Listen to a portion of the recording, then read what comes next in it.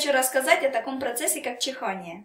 Итак, чихание является важной частью иммунной системы, которая помогает сохранять здоровье. Во время чихания ваше тело находится под защитой путем очищения носовых проходов от бактерий и вирусов.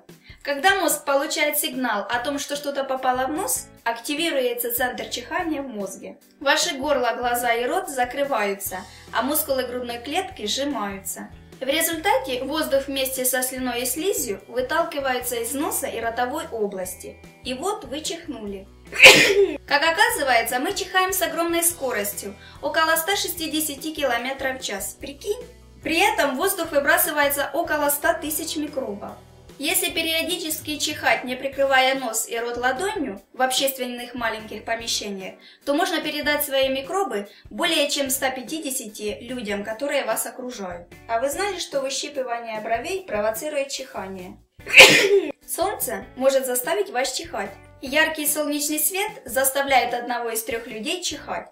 Если у вас было такое, что вы посмотрели на солнце и чихнули, значит вы относитесь к такой группе людей. Еще не совсем понятно, почему это происходит, но известно то, что чихание на свет является наследственным. А знали ли вы, что чихание может иметь психологические причины? Провоцировать чихание могут такие эмоции, как возбуждение, страх или же тоска.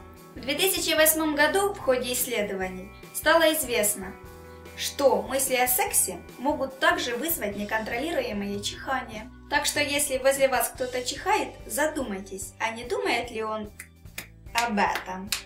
Ученые поясняют это тем, что когда человек думает о сексе, стимулируется парасимпатическая нервная система, что и вызывает чихание. Человек не чихает только во сне. Когда спим, мы не чихаем, потому что во время сна нервы, отвечающие за чихание, тоже спят.